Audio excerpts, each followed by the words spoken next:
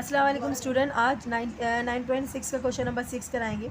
तो बेटा पहले क्वेश्चन को रीड कर लेते हैं। 2 footballs and 3 balls cost 70 rupees, यानी कि 2 फुटबॉल हैं और 3 जो बॉल्स होती हैं, कोई सी भी बॉल लगा लें आप, तो वो मिला के उनकी दोनों की प्राइस मिला के, यानी कि 3 और 2 5 बॉल की कीमत हो गई 70 रुपीज़ एंड 3 बॉल्स। अब अगला देखें, अगले में लिखा हुआ है 3 फुटबॉल और 2 बॉल्स, उनकी कीमत 80 रुपीज़ है।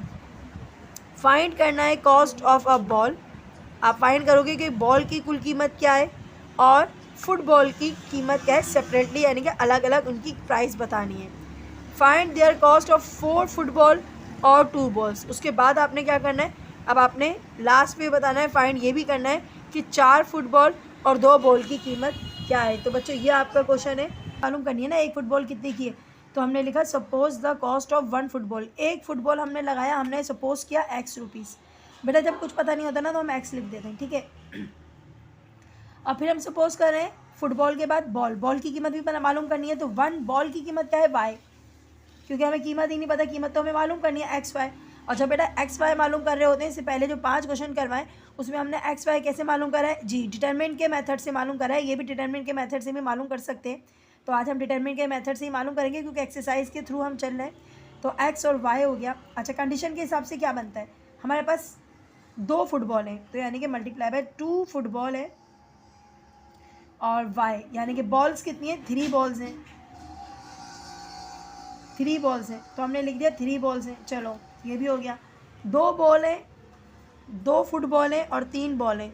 2 फुटबॉल यानी कि 2x, 3 बॉल्स यानी 3y, कितने की आती हैं 70 रुपये, 70 रुपीज़। तो कितने की आती है इजिकल टू 70 रुपीज़ दे रहे हो आप, ठीक है। सेकंड कंडीशन में क्या है, 3 फुटबॉल है यानी कि 3x है।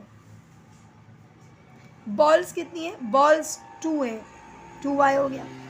3 फुटबॉल 2 बॉल्स मिलकर कितने रुपए देना पड़ रहा है, 80 रुपये देना पड़ रहा है, 80 रुपीज़ देना पड़ रहा है। यहाँ रुपीज़ लिख देते हैं। अब बच्चों ये आपको अगर नज़र आ रहा है आपके पास, ये बन गई इक्वेशंस 1 और इक्वेशन 2 बन गई। और अगर हम इसको मैट्रिक्स फॉर्म में लिखते हैं तो कैसे लिखेंगे मैट्रिक्स फॉर्म में, चलो लिख देते हैं matrix, right the matrix form लिख सकते हैं, राइट दी मैट्रिक्स फॉर्म। क्या है बेटा जी, ए के नंबर अलग करते हैं, आप सबको पता है क्या नंबर आते हैं जो आपके कॉफिशेंट होते हैं। 3 नहीं है भाई, 2 है, 2 3 और यहाँ पर 3 और 2, प्लस के साइन है इसलिए कोई साइन नहीं आया। उसके बाद क्या निकालते हैं, जो ये एक्स वाई होता है इस सेट को क्या बोलते हैं जी, इसको बोलते हैं एक्स, और इस कॉलम में क्या है वाई। ये आप सब कर चुके हो इसलिए मैं आपको जल्दी जल्दी बता रही हूँ, नॉर्मली ज़्यादा टाइम नहीं ले रही आपका। उसके बाद है आपके पास 70 और 80, ये एल की वैल्यू है। अच्छा, फार्मूला क्या था आपके पास, एक्स वाई मालूम करने का फार्मूला क्या था, A X is equal to L, जो सॉल्व करने के लिए हमारे पास आ जाता है, एक्स सॉल्व करने के लिए आता है तो ए हमारा इधर आ जाता है, इन्वर्स में आ जाता है, ए इन्वर्स एल। ये आपका मेन फार्मूला है जो आपको करके दिखाएगा एक्स और वाई की वैल्यूज़ मालूम करके दिखाएगा, ठीक है। उसके बाद आगे चलेंगे तो हम सबसे पहले क्या निकालेंगे, इस फार्मूले को सॉल्व करने के लिए क्या करते हैं, याद आया जी, ए इन्वर्स मालूम करते हैं। और बेटा ए इन्वर्स अगर फाइंड हो जाएगा ना तो फिर एल से हम मल्टीप्लाई करा लेंगे। तो ए इन्वर्स मालूम करने के लिए फार्मूला है एडजॉइन ए अपॉन ए डिटरमिनेंट। बच्चों डिटरमिनेंट मालूम करना है, एडजॉइन भी मालूम करना है, लेकिन डिटरमिनेंट पहले मालूम कर लेते हैं क्योंकि डिटरमिनेंट मालूम करना आप सबको आता है। और डिटरमिनेंट का फार्मूला क्या है बच्चों, डिटरमिनेंट का फार्मूला चलो यहाँ लिख देते हैं, ए बी नहीं, A D minus B C. अच्छा, आपको कि मिस ए डी क्या है, तो बेटा ए ये है, B C D, A B यानी कि ए बी ये है। तो मुझे ए के साथ डी लिखना है तो ए के साथ डी यानी कि 2 के साथ 2 ही लिखना पड़ेगा ना। 2 multiply by 2, 3 multiply by 3, cross कर दिया ना, क्रॉस मल्टीप्लाई हो गया। तो बेटा 2 2 सा क्या होता है, 2 2 सा क्या होता है बेटा, 2 2 सा होता है 4 और 3 3 सा क्या होता है 9। अब 9 में से 4 गया, उल्टा कर रहे हैं ना, माइनस का साइन बड़े के साथ है तो पहले माइनस का साइन लगा दो। 9 में से 4 गया, 5 आ गया। तो बच्चों हमारे पास ए डिटरमिनेंट मालूम हो गया है। अब मुझे मालूम करना है इनवर्स। ये आपको मिस एडजॉइन क्या है, एडजॉइन भी मालूम करना सिखाया था आपको हमने, तो आप सबसे पहले एडजॉइन मालूम करना सीख लेते हैं। तो एडजॉइन मालूम करने के लिए क्या करते हैं बच्चों, किसी को याद होगा, हम दोनों की जगह चेंज करते हैं, यानी कि लेफ्ट वाले में जो पहला नंबर है उसकी जगह चेंज करते हैं क्रॉस करके। तो दोनों सेम ही है, जगह चेंज करने कोई फ़र्क नहीं पड़ेगा, 2 2 ही आएगा। और जो इस साइड वाला होता है ना, इसके हम क्या करते हैं, साइन चेंज करते हैं। बेटा ये बन गया एडजॉइन, इतना आसान था। और अपाउंड नीचे क्या आएगा, देखो ऊपर मैंने एडजॉइन बना लिया, ये बना लिया एडजॉइन। एडजॉइन के नीचे क्या है, डिटरमिन ए। तो डिटरमिन ए की जगह क्या लिखेंगे बच्चों, -5। ये तो आपका बन गया ए इनवर्स, लेकिन अभी बना नहीं है, हम इसके साथ डिवाइड में 1 अपाउंड इसके साथ डिवाइड में 5 लगाएंगे सबके साथ, तो ये ए इनवर्स बन जाएगा। मैं यही कर रही हूँ क्योंकि मेरे पास जगह थोड़ी सी कम है, सवाल थोड़ा बड़ा है।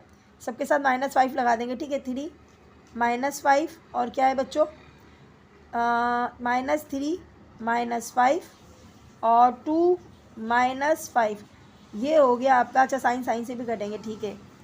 जो माइनस माइनस होता है ना वो तो कैंसिल हो जाता है ना, ख़त्म हो जाता है, यहाँ पर भी ख़त्म हो जाएगा, ठीक है। ये ख़त्म हो गया।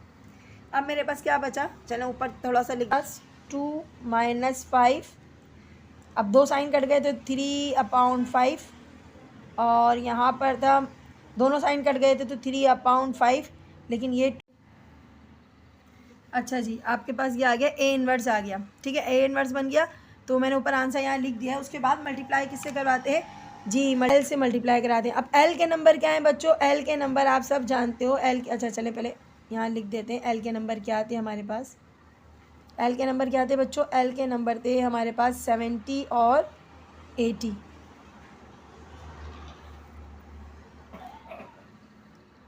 ठीक है। तो बेटा मल्टीप्लाई कैसे कराते हैं, 2 लिखते हैं अपॉन 5 लिखते हैं, माइनस का साइन, मल्टीप्लाई बाय 70, यानी कि जो 70 है ना वो पूरा कॉलम के साथ आएगा। ये पूरा करवा चुकी हूँ बच्चों मैं आपको, ये सब आपको आता है। उसके बाद प्लस प्लस, और दूसरा कॉलम क्या है, 3/5 और 2/-5। अच्छा ये माइनस का साइन है तो इसको ब्रैकेट में कर देते हैं, मल्टीप्लाई बाय 80 नीचे वाला नंबर आएगा, ठीक है। और फिर मल्टीप्लाई बाय 80 नीचे वाला नंबर आएगा। अब कैंसिलेशन करनी है, कैंसिलेशन आसान है, आप सब जानते हो। 5 के टेबल में 70 बिल्कुल कटेगा, 5 1 5, 5 14 अगर कैलकुलेटर यूज़ कर सकते हो तो कर लो, 5 14 70 होता है। 5 1 5 और 5 16 80 होगा, क्योंकि ऐसे होगा ना, देखो 80 है, 5 से डिवाइड करो, 5 1 5, 3 क्या है 5 6, हाँ 16 ही होगा बेटा। तो 16 क्या होगा, 80 होगा, ठीक है। बिल्कुल इसी तरीके से यहाँ पर भी करेंगे, 14 लिख देंगे, और यहाँ पर भी करेंगे कैंसिल, तो यहाँ 16 आ जाएगा, ओके। अब क्या करना है बच्चों, अब बिल्कुल कुछ नहीं करना, बहुत आसान सा रह गया थोड़ा सा। और आप क्या करोगे बेटा, आप ये करोगे, 14 2 क्या करोगे, 14 2 28, माइनस का साइन था माइनस लगा दिया, प्लस 16 3 48, 14 3 42, और माइनस 16 2 32। अब बच्चों इनको कर लो माइनस, और आपका आसानी से आंसर निकल जाएगा। क्या निकल जाएगा बच्चों, आपका आसानी से आंसर निकल जाएगा XY, ठीक है। तो XY लिखेंगे हम सबसे पहले, यहाँ पर नीचे आते हैं, बल्कि यहाँ मैं X लिखना ही भूल गई ना, तो यहाँ X तो लगाना पड़ेगा ना, शुरू से X लगा देना इजिकल से पहले। तो अब क्या करेंगे बच्चों, अब हम इसको माइनस करेंगे और आपका आंसर भी आ जाएगा, देखेगा। X की जो वैल्यू थी वो थी हमारे पास XY, ठीक है। अब इनको सॉल्व कर लेना, आंसर देखो कैसे आ जाते फ़ौरन। 28 में से 48 गया, कितना बचा, तो बेटा 48 में से 28 गया, कितना बचा, 20 बचा। बड़े साइन के साथ प्लस का नंबर है तो प्लस ही आएगा। 42 में से 32 गए तो कितने बचे, 10 बचे, प्लस का साइन है प्लस आ गया। तो बेटा एक्स की वैल्यू आ गई 20, यानी कि एक फुटबॉल कितने की मिल रही है, 20 रुपये की, और एक बॉल कितने की मिल रही है, 10 रुपये की। अपने इधर इस तरीके से भी लिख सकते हैं कि 1 football is equal to 20 rupees, 1 ball equal to 10 rupees, यानी कि एक बॉल 20 रुपये की है और 1 बॉल 10 रुपीज़ की है। तो बच्चों ये तो आपका एक्स और यानी कि एक गेंद की कीमतें मालूम हो गई, लेकिन हमारा सवाल क्या है यहाँ पर, find the cost of 4 ball. सही बात है, अब हमें पता चल गया आराम से कि एक बॉल कितने की है, तो हम 4 फुटबॉल कितने की खरीदेंगे जी। अब तो बिल्कुल आराम से बता दो कि मैं 4 बॉलें खरीदनी है, 4 फुटबॉलें खरीदनी है, एक फुटबॉल 20 रुपये की है तो 4 फुटबॉल 80 रुपये की हो जाएंगी, 4 से मल्टीप्लाई कर लेंगे, बिल्कुल इसी तरीके से। लेकिन इसको थोड़ा सा हम फॉर्म में लिखेंगे ना, जिस तरीके से हमें सवाल पूछा जाता है ना उस तरीके से हम लिखते हैं। देयरफॉर 4 बॉल्स कितनी है, 4, cost of 4 balls, cost of 4 football, 4, अब यहाँ पर क्या लिखा हुआ है, देयर 4 कॉस्ट ऑफ 4 बॉल्स, यानी कि 4 फुटबॉल की कीमत कितनी होगी, बिल्कुल आसानी से आप बता सकते हो। हम मल्टीप्लाई कर देंगे एक फुटबॉल की कीमत को 4 फुटबॉल की कीमत को 1 फुटबॉल की कीमत से मल्टीप्लाई कर देंगे, बहुत ही आसानी से आंसर आ जाएगा 80। इसी तरीके से बेटा नेक्स्ट बॉल्स की कर लो, तो कॉस्ट ऑफ कितनी बॉल पूछी थी, 2 बॉलों की, कॉस्ट ऑफ 2 बॉल्स, तो आप 2 बॉल ख़रीदने जाओगे, जाहिर सी बात है, एक 10 रुपये की थी, 2 कितने की होंगी, 20 रुपये की, तो और आप फिर इस शॉप वाले को कितने पैसे दोगे, टोटल बताओ। 80 रुपये की तो आपने फ़ुटबॉल ख़रीदी और 20 रुपये की आपने बॉल ख़रीदी, कितने देंगे जी, 100 रुपीज़। तो बेटा ये टोटल कर दिया हमने और आपके 100 रुपीज़ आया है, तो बेटा ये आपका कुल आंसर है। और अब नेक्स्ट क्वेश्चन की तरफ आते हैं। क्वेश्चन नंबर 7 देखिए बेटा, अ मैन, एक शख्स, सेज टू हिज सन, अपने बेटे से कहता है, 7 years ago, 7 साल पहले, I was 7 times old as you, वो आपकी एज में, जितनी एज में वो बच्चा है, तो उस एज को 7 से मल्टीप्लाई करो, वो उतने साल का था। अच्छा कितने साल पहले कहता है, वो 7 साल पहले कहता है। पहले इतना क्वेश्चन करते हैं, उसके बाद चलें पहले पढ़ लेते हैं। एज यू एंड 3, उसके बाद वो 3 साल के बाद कहता है, आई शैल बी 3 times, आपकी उम्र को 3 से भी मल्टीप्लाई कर दिया जाए तो उसकी उम्र जो है वो कितनी हो जाएगी, एज यू ऑल, आप मेरे जितने हो जाओगे, what are you there present age, तो उसकी प्रेजेंट एज क्या है। तो बेटा इस क्वेश्चन को हम सबसे पहले आधा सॉल्व करेंगे 7 times तक, ताकि इसकी इक्वेशंस बन जाए, आपको अच्छे समझ में आ रहा है, क्योंकि इस तरीके से समझना आपके लिए थोड़ा मुश्किल होगा, लिहाजा मैं इसको पहले इसकी फॉर्म में लेकर आती हूँ क्वेश्चन की, यानी कि आपकी डेटा बनाती हूँ, डेटा में आपको अच्छे से समझ आएगा। तो सवाल में सबसे पहले आपने देखना ये है बेटा, about are their present age. अब आपको प्रेजेंट एज मालूम करनी है, तो सपोज किया फादर की प्रेजेंट एज क्या है, एक्स लिख दिया आपने, उसके बाद दियर है ना, इसका मतलब है दोनों की प्रेजेंट एज मालूम करनी है। अगर सिर्फ फादर की प्रेजेंट एज होती तो लिखा होता फादर प्रेजेंट एज, लेकिन यहाँ दियर लिखा है ना, व्हाट आर दियर, तो इसका मतलब है दोनों की, आर दियर यानी दोनों की प्रेजेंट एज मालूम करनी है, यानी कि बेटे की भी मालूम करनी है, तो हम लिखेंगे प्रेजेंट एज ऑफ सन।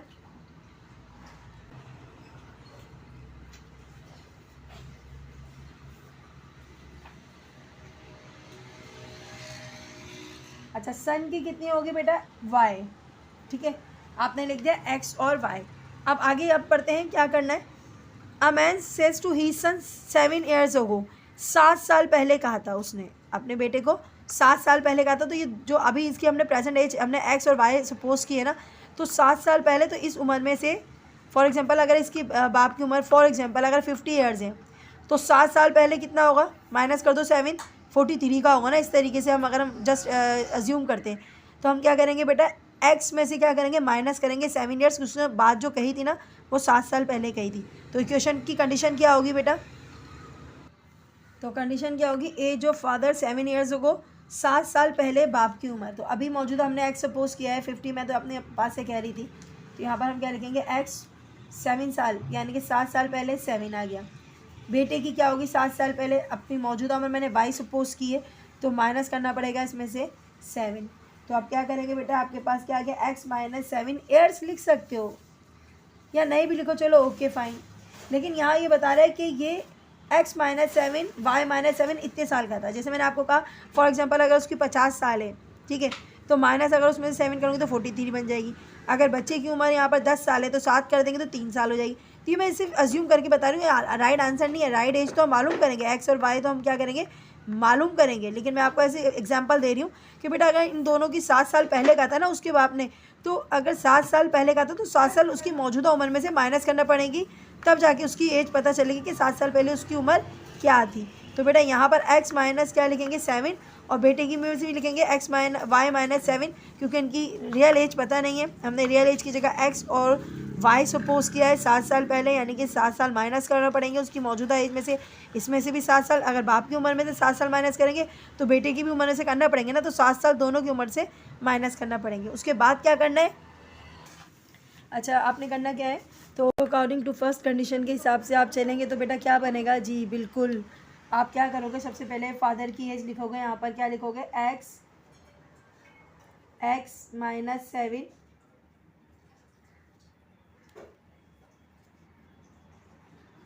और बेटे की उम्र है बेटा x, मौजूदा उम्र बताना है क्योंकि हमने तो पता ही नहीं है ना हमें मौजूदा उम्र कितनी है, तो हमने प्रेजेंट एज लिख दी x माइनस 7 उसके फादर की एज है, और सन की एज क्या है y माइनस 7, जो भी होगी हम उसमें देख लेंगे क्योंकि ये हमारे पास इसका आंसर आएगा। लेकिन अब वो क्या कहता है, आगे और पढ़ेंगे तो पता चलेगा कि वो कहता है अब जो मौजूदा उम्र है ना उसमें 7 टाइम्स कर दो, यानी कि तुम्हारी जो उम्र है ना उसको 7 से मल्टीप्लाई कर दो, यानी कि 7 से क्या कर दो, मल्टीप्लाई कर दो। 7 टाइम्स मतलब होता है मौजूदा उम्र को 7 से मल्टीप्लाई कर दो तो उसकी एज बन जाएगी।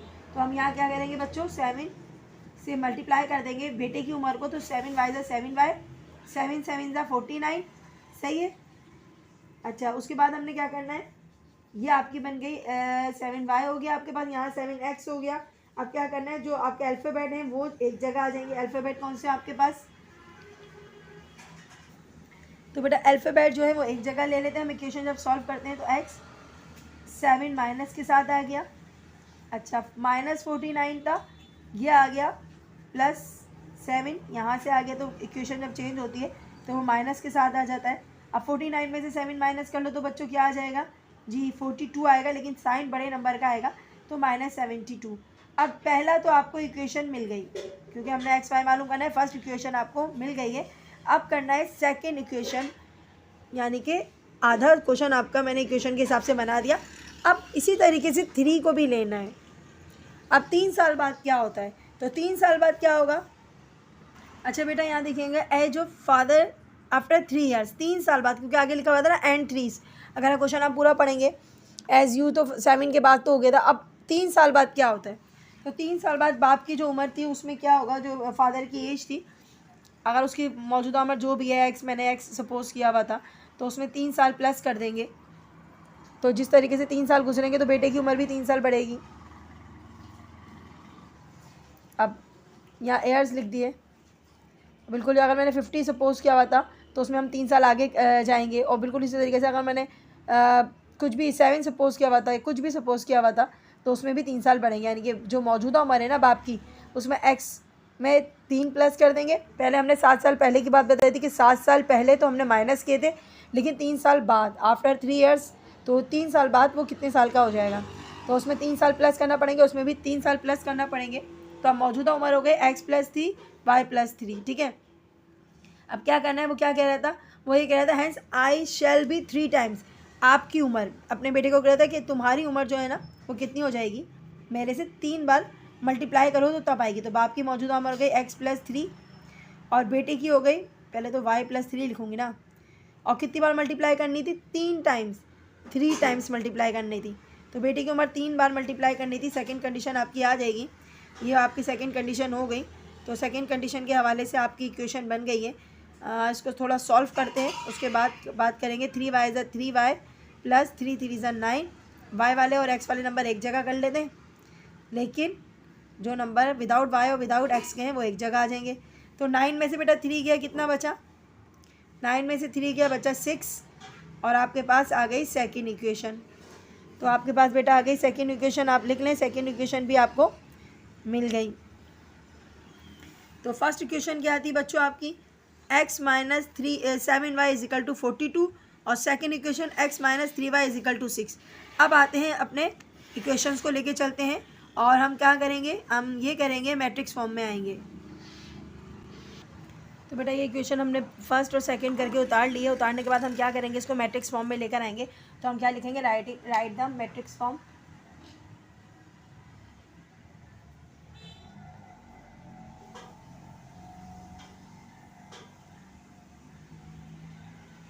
अब बेटा मैट्रिक्स फॉर्म में लिखने के लिए सेट ए बनाते हैं, तो ए में वो नंबर आते हैं जो कोफिशिएंट होते हैं। अब x के पास कोई कोफिशिएंट नहीं है तो हम लगाएंगे 1, यहाँ पर भी x के पास कोई कोफिशिएंट नहीं है तो लगाएंगे 1, लेकिन y के पास है -7 तो -7 लगाएंगे, और यहाँ पर है -3 कोफिशिएंट तो अलग कर लिया। उसके बाद बी सेट नहीं होता, x सेट होता है। तो फर्स्ट अल्फ़ाबेट आपको पता है x है, और सेकेंड अल्फ़ाबेट y है, तो बेटा ये हो गया आपका। और लास्ट जो होता है हमारा मैट्रिक्स फॉर्म में L सेट होता है, तो उसमें है -42, और तो एल की जो वैल्यू हो गई -42 हो गई और 6 हो गई, ठीक है। अब हम सॉल्व करते हैं। आपके पास फार्मूला क्या है बच्चों, बिल्कुल AX = L, और ये हो जाता है जब X मालूम कर रहे होते हैं तो बेटा हो जाता है A inverse multiply by L। तो हमारे पास जो फार्मूला हमें सारे क्वेश्चन में क्या A इनवर्स मालूम करना है, क्या मालूम करना है, A इनवर्स, ठीक है। तो हम सबसे पहले A इनवर्स मालूम करते हैं। हमने लिखा A इनवर्स मालूम करने के लिए क्या फार्मूला है बच्चों जी, A इनवर्स मालूम करने के लिए क्या फार्मूला है बच्चों, एडजॉइन A डिटरमिन A। और बच्चों डिटरमिन A तो मालूम करना आप सबको आ गया अब तो, ठीक है। क्रॉस मल्टीप्लाई करते हैं ना, तो डिटरमिन A मालूम करने के क्रॉस मल्टीप्लाई करेंगे 1 मल्टीप्लाई बाय -3। अब -3 आ रहा है तो ब्रैकेट कर लेते हैं, फिर फार्मूले में माइनस आता है। उसके बाद क्या करते हैं बेटा, 7 मल्टीप्लाई बाय -1, तो -7 मल्टीप्लाई बाय, अच्छा +1 है, 1 आ गया, ठीक है। अच्छा बेटा 3 1 सा क्या होता है -3, माइनस क्या होता है प्लस, 7 1 सा क्या होता है 7। तो बेटा ये आपका निकल गया डिटरमिन A का आंसर। 7 में से 3 गया तो कितना बचेगा बेटा, 4 बचेगा। बेटा डिटरमिन निकलने के बाद क्या करते हैं बच्चों, एडजॉइन बनाते हैं। एडजॉइन बनाना आपको बहुत अच्छे से आता है ना, तो एडजॉइन कैसे बनाते हैं, तो एडजॉइन बनाने के लिए पहले मैं फार्मूला लिख लूँगा, एडजॉइन अपॉन A डिटरमिन, ठीक है। एडजॉइन बनाने के लिए क्या करते हो बच्चों जी, इधर के नंबर की प्लेस जगह चेंज करते हैं, -3 इधर आ जाएगा, 1 इधर आ जाएगा, ठीक है। और उधर के नंबर के क्या चेंज करते हैं, साइन। तो 7 के साथ माइनस है तो क्या लग जाएगा, प्लस। ये मैंने 7 ज़रा सही से बना देती हूँ। और उसके बाद है 1 माइनस में, तो 1 किस में हो जाएगा, प्लस में, सॉरी प्लस में है तो किस में हो जाएगा, माइनस में। और उसके नीचे जो आंसर आया ना 4, वो अपाउंड करके लिख देते हैं। अब ये जो 4 है ना बेटा, ये सबके साथ आ जाएगा। चलो मैं यहाँ लिख देती हूँ, जगह है मेरे पास, तो मैं यहाँ लिख देती हूँ बेटा, -3/4 आ गया, 7/4 आ गया, -1/4 आ गया, और +1/4 आ गया। अभी कैंसिलेशन तो हो नहीं रही, कुछ नहीं कर सकते, ओके। अब क्या करेंगे, इसके साथ मल्टीप्लाई करा देंगे एल के नंबर। ये लिखा है ना, जब इन्वर्स बन जाता है ना, तो इन्वर्स बनने के बाद क्या करते हैं, एल से मल्टीप्लाई कराते हैं। तो बेटा ये आपका A इन्वर्स था, उसके साथ मल्टीप्लाई बाय एल कराना है। सबसे पहले मल्टीप्लाई कराना है, तो मल्टीप्लाई कराने के थोड़ा बड़ा लिखेंगे, -3/4 multiply by -42 -1/4 multiply by -42, positive sign आ गया।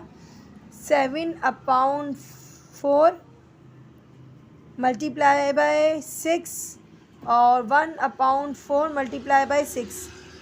चलो कैंसिल करते हैं, 4 1 ज़ा 4, 4 1 ज़ा 4 नहीं कटेगा, 2 से कटेगा, 2 2 ज़ा 4, 2 1 ज़ा 2, 2 6 ज़ा 2 नहीं, 2 ज़ा 4 आएगा, गलत हो रहा है, 2 2 ज़ा 4, 2 1 ज़ा 2, -21 आ गया। इसी तरीके से यहाँ पर भी क्या आ जाएगा, -21, सही है। अब यहाँ पर भी काट देते हैं, 2 2 ज़ा 4, 2 3 ज़ा 6, 2 2 ज़ा 4, 2 3 ज़ा 6। बच्चों क्या बच रहा है, ज़रा यहाँ लिख देते हैं। अच्छा जी, क्या बचेगा बेटा, तो बचेगा -63 अपॉन, सॉरी माइनस नहीं बचेगा क्योंकि साइन तो कट गया ना, 63/2 + 21/2, सही है। उसके बाद बचेगा बेटा आपके पास 21 1 ज़ा 21 अपाउंड में कुछ बच रहा है नहीं, अपाउंड में कुछ नहीं बच रहा, तो सिर्फ 21 ही बचेगा, प्लस, और यहाँ पर कुछ बच रहा है मेरे ख्याल में, इसमें अपाउंड में, हाँ यहाँ बच रहा है 2 बच रहा है, इसमें 2 बच रहा है, तो यहाँ पर बचेगा बेटा 2 3 1 ज़ा 3 अपाउंड क्या बचेगा 2, 3/2 बचेगा, सही है। अब इसको सॉल्व करेंगे और आपका आंसर आ जाएगा, ठीक है। तो 2 2 दोनों सेम है ना, जब सेम होते हैं तो इसका मतलब है एलसीएम निकालना ज़रूरी नहीं होता। तो हमने क्या करना है, 2 2 सेम है, एलसीएम निकालना ज़रूरी नहीं होता, तो हम सिर्फ एक बार लिख देंगे 2, 63 + 21, 63 + 21, तो हम लिख देते हैं, मैंने 2 लिख दिया, 63 प्लस क्या आता है बेटा 21 हमने लिख दिया, ओके। अब नीचे वाला देख लो, नीचे वाला थोड़ा सा अलग हो गया क्योंकि एक फ्रैक्शन में और एक फ्रैक्शन में नहीं है। तो 21/1 लगा सकती हूँ, बिल्कुल लगा सकती हूँ 1। तो नीचे के नंबर सेम नहीं है तो इसका मतलब एलसीएम निकलेगा। तो एलसीएम क्या निकलेगा बच्चों? तो एलसीएम निकलेगा 2। अच्छा रफ फर्क थोड़ा सा बना लेना। 21/1 मल्टीप्लाई बाय एलसीएम के नंबर 21 के साथ आ गया एलसीएम के नंबर 2। तो इसको मल्टीप्लाई कर लेते हैं क्योंकि कैंसिलेशन तो हो नहीं रही है। तो 2 1 2 हो गया, 2 2 4 हो गया, 42 हो गया। यहाँ पर आ गया आपका प्लस। ओके, अब 3/2 था तो बिल्कुल दूसरा फ्रैक्शन भी उतारेंगे। 3/2 मल्टीप्लाई बाय एलसीएम के नंबर 2 से 2 कट गया, क्या बचा बच्चों? 3 बचा। सही है, आपका रफ फर्क आपके सामने आ गया है। आप चाहो तो इसको साइड पे लिख लो, चाहो तो इसको रिमूव कर दो, ठीक है, क्योंकि अब तो ये सबको आता है, छोटी क्लासेस का काम था इसलिए मैंने आप लोग को इतना ज़रूरी नहीं समझा। तो बेटा क्या करना है, अब करना कुछ भी नहीं है, सिर्फ प्लस करो और आंसर दो, ख़त्म। 63 में 2 प्लस करोगे तो कितना, 21 प्लस करोगे तो कितना होगा? हो जाएगा 84। 84/2 हो गया। और 42 में 3 प्लस कर दो तो कितना हो जाएगा? 3 प्लस करेंगे ना 21। अच्छा फिर 84 आ गया। अब इनको क्या करना था? इनको प्लस करना था।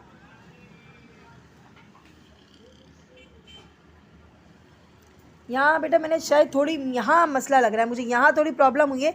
ये 2 2 4 होता है बेटा, 2 2 4, 2 1 2, ओ सॉरी 2 2 4 और 2 1 2, ये होना था। यहाँ गड़बड़ हुई है बेटा, तो ये ज़रा प्लीज़ सही कर लेना। यहाँ कैंसिलेशन में मिस्टेक हुई है, तभी तो मैं कहूँ कि ये डिवाइड क्यों नहीं होगा, तो यहाँ थोड़ी सी गड़बड़ हो गई थी। तो बच्चों सही कर लेना, मैंने 2 से काटना था, 2 2 4 करना था, 2 2 4 और 2 1 2 करना था। ऊपर जैसे आ रहा था आंसर वैसे ही आना था, तो हमारा थोड़ा सा यहाँ गलत हो गया। तो 21 1 21 ही लिखना था, 21/2 लिखना था बच्चों, 21/2 लिखना था। अब बिल्कुल सही है, अब बिल्कुल सही है। तो 2 दोनों सेम है, एलसीएम यही निकलेगा बच्चों, एलसीएम यही निकलेगा क्योंकि यहाँ दोनों के बेस जो हैं वो सेम आ रहे हैं। उसके बाद 21 प्लस क्या आ गया आपके पास? 21 प्लस क्या आ गया? 3 आ गया। सही है। अब क्या होता है बेटा, ऊपर वाला बिल्कुल राइट है, उसमें कोई गलती नहीं हुई है, लेकिन 21 में अगर हम 3 प्लस करेंगे तो आ जाएगा 24/2 आ गया। तो बच्चों इनको अब कैंसिलेशन कर लो और आपका आंसर आ गया है। 2 1 2, 2 4 8, 2 2 4, 2 1 2, 2 1 2, 2 2 4। तो बेटा आपके पास बचा है 42। उसके फादर की एज आ जाएगी यानी कि एक्स की वैल्यू, और वाई की वैल्यू 12 आ गई यानी कि बेटे की एज आ गई। तो बच्चों ये आपका आंसर हो गया है। अच्छा यहाँ पर हम लिखेंगे x इजिकल टू क्या है? 42, और y इजिकल टू आया है बच्चों 12, जगह नहीं है आप लिख देना द एज ऑफ फादर या present age of father 42 and son age of present age of son is equal to 12। तो आप ये ऐसे करके आंसर दीजिएगा। तो बेटा ये आपका आंसर है। तो इंशाल्लाह अगले क्वेश्चन करवाने की जल्दी कोशिश करेंगे। दुआओं में याद रखिएगा। अल्लाह हाफिज़।